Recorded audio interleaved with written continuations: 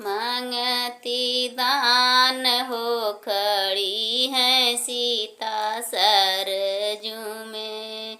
मांगती दान हो खड़ी है सीता सरजू में।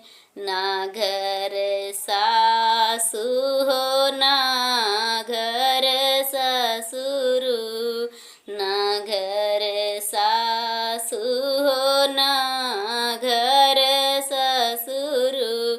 केकरे हुकुम हम देब दान हो खड़ी है सीता सरजू में।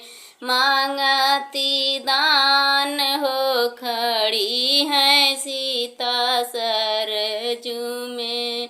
मांगती दान हो खड़ी